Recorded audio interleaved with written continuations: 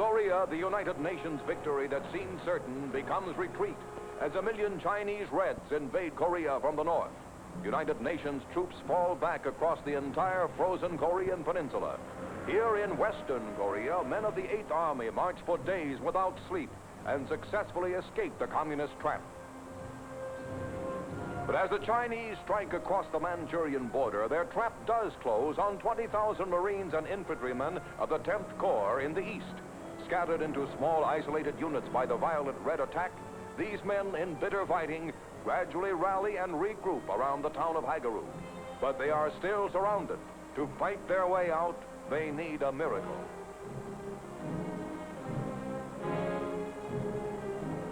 It is 60 miles from the Changjin Reservoir on the Hagaru Plateau to the escape port of Hungnam.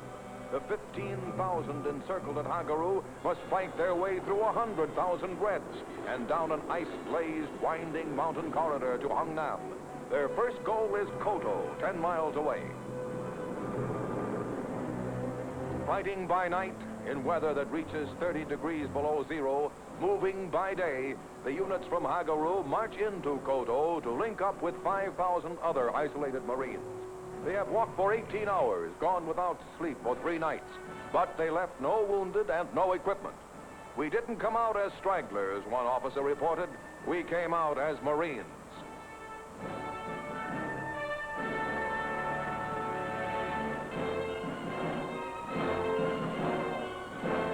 In retreat and still surrounded, these fighting men take prisoners.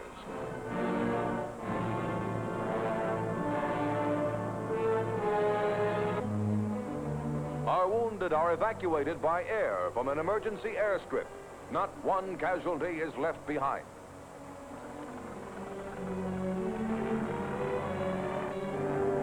When there's a moment's rest in a raging blizzard, such were the men of Valley Forge.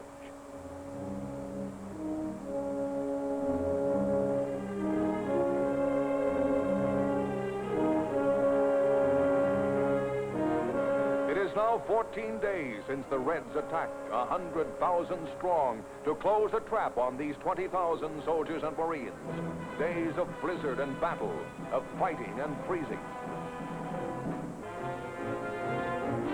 But a miracle does come to pass as these Marines reach Hungnam, its harbor packed with Navy ships. Here, under enemy guns, 105,000 troops are taken safely off the beachhead, along with 90,000 refugees, 18,000 vehicles, and 1/3 of 1 million tons of supplies. It is a feat without precedent in warfare, a fitting climax to the saga of bravery written in the blood-stained snows of North Korea. Sailing down the coast to new defense positions in South Korea, these men are already back on combat duty, prepared to hold the line as long as human courage can hold it.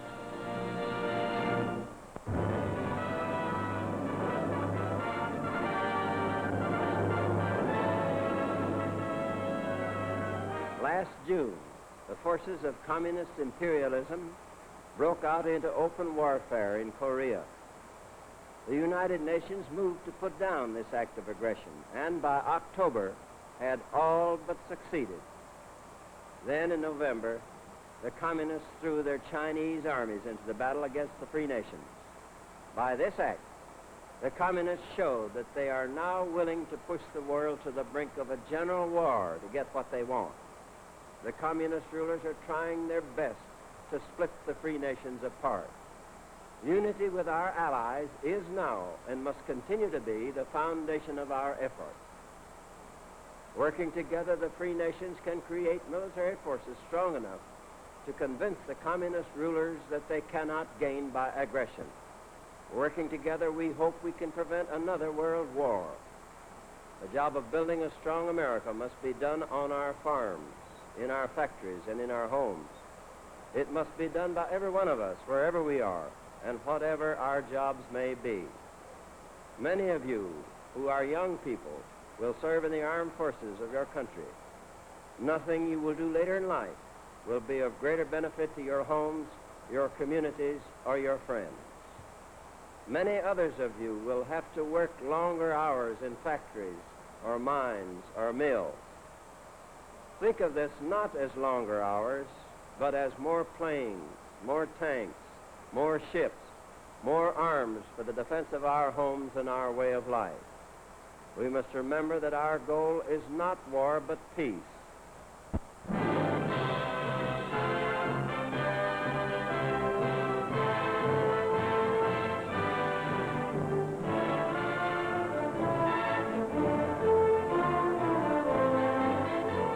As the Chinese Communists force United Nations troops into retreat in Korea, British Prime Minister Clement Attlee arrives in Washington for conferences with President Truman.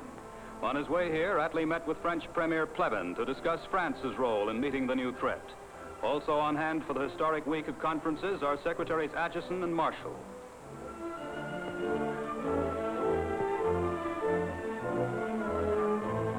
As Mr. Attlee leaves the White House, the chiefs of state jointly announced their determination to fight on in Korea and to speed the rearming of the Atlantic Pact nations in Europe as the best answer to worldwide communist aggression.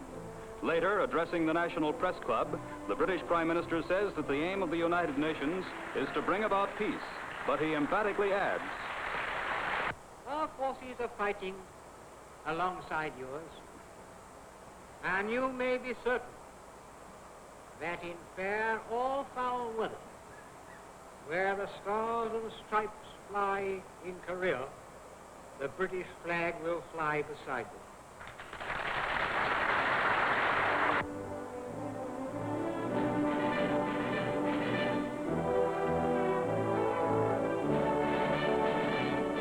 In Washington, Charles E. Wilson confers with Defense Secretary George Marshall following Wilson's appointment as Supreme Director of America's vast industrial mobilization. As boss of wages, prices, and war material, Mr. Wilson, who has resigned as president of the General Electric Company, will be second only to President Truman in the nation's war emergency program.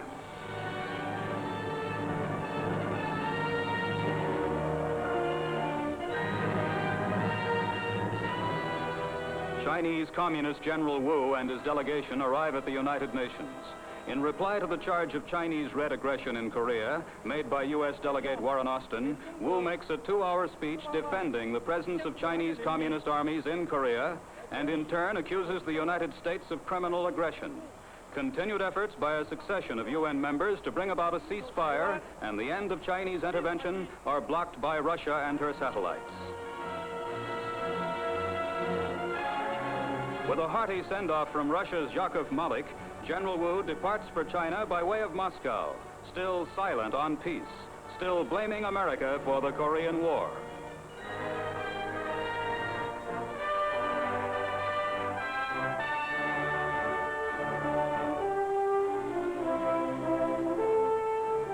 From Brussels, however, comes good news for the anti-communist countries, as U.S. Secretary Acheson and 11 other Atlantic Pact foreign ministers hammer out concrete plans for the defense of Western Europe. The wheels are set in motion for speeding up production and establishing a unified Western Army under one command.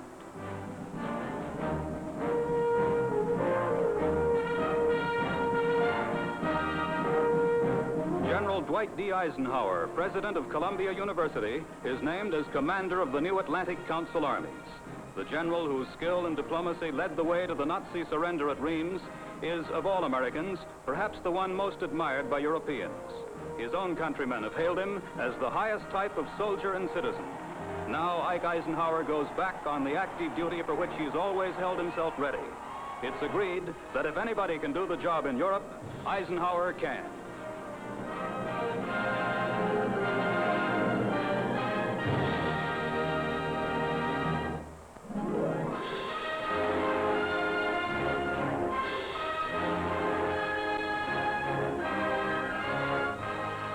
"600 Protestant church leaders meet in Cleveland to form the National Council of the Churches of Christ in the USA.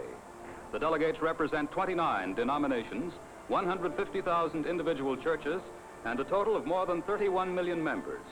Formation of the new council after 9 years of planning consolidates 8 major interdenominational agencies and has been hailed as one of the greatest moves towards Christian unity since the Reformation. The council will go forward with efforts in 4 fields: education, life and work, home missions, and foreign missions.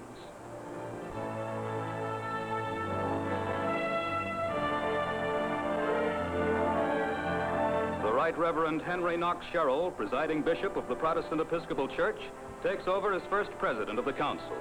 Then the council joins in prayer for the people of the United States and for the success of the United Nations in bringing peace to the world.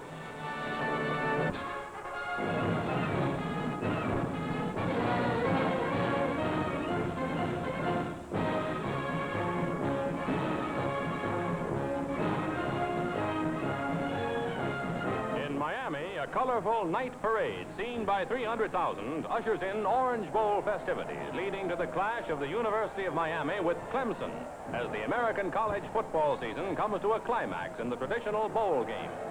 More than ever this season, football interest turned to Southern gridirons. Here, the news magazine of the screen presents highlights of the South's great bowl games.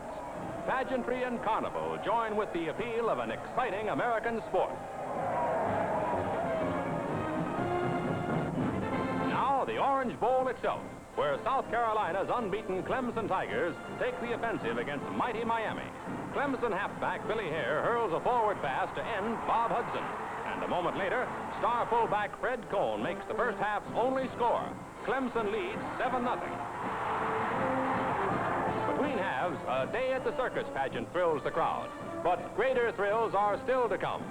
For after Clemson has scored again and leads 13-0, Miami gets moving. Halfback Frank Smith twists his way deep downfield to the Clemson 5-yard line.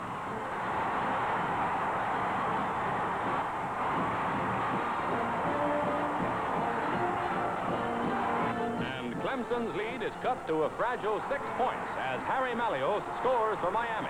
Another touchdown would give Miami a chance to go ahead. And here it comes. Quarterback Bob Schneidenbach's pass to Ed Lutz. And Lutz runs it to the Clemson 12-yard line.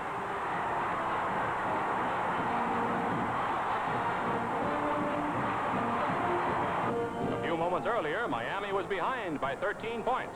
Now, as Jack Hackett throws to Frank Smith for a touchdown, Miami takes a 14-13 lead. Late in the fourth quarter, still leading by 1 point, Miami receives a Clemson punt. Harry Malios twists and turns on a sensational touchdown run that seems to give Miami certain victory.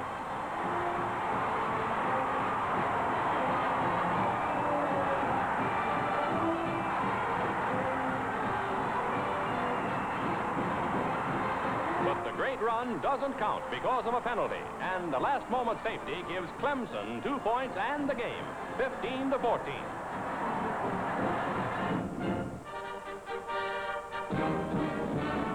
In Dallas, Tennessee meets Texas in the Cotton Bowl, and here with Tennessee's Hank Lauricella doing the carrying is one of football's greatest broken field runs.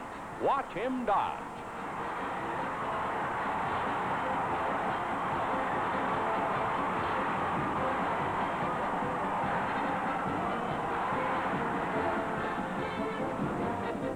Payne finishes what Lauricella started with a lazy pass to John Grubel in the end zone.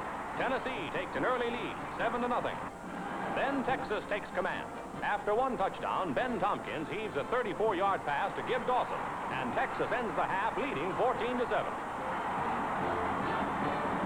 Texas leads by a single point, 14-13, when a Tompkins pass is intercepted by Tennessee's Jimmy Hill in the game's dying minutes. Hill runs into Texas territory, and Volunteer hopes stay alive.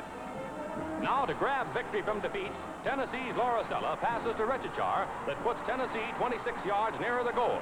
3 minutes remain. Lauricella makes the most of them as his smash sets up a Tennessee Cotton Bowl victory, 20-14. In New Orleans, mighty Oklahoma, unbeaten in 3 years, meets Kentucky in the Sugar Bowl. Kentucky's quarterback, Babe Perilli, throws to halfback Wilbur Jamerson in the end zone. With the game only 2 minutes old, Kentucky leads 7-0. Oklahoma battles to keep its tremendous string of 31 straight victories, but Kentucky won't stop. A collision ends a 16-yard game. Then it's Perilli again, showing off his throwing skill. Al Bruno catches the pass and goes to the 1-foot line. One play later, Kentucky's lead is 13-0. Finally, late in the fourth quarter, Oklahoma gets moving. 5 times this year, Oklahoma has come from far behind to win. Can the Sooners do it again? Well, this play nets them a first down. And on the next play, Oklahoma makes its first score on a pass from Vessels to Green. But that's as far as Kentucky will budge. Mighty Oklahoma, rated the nation's best football team, bows to unconquerable Kentucky 13-7, ending the greatest winning streak in modern times. And another year of football goes down in sports history.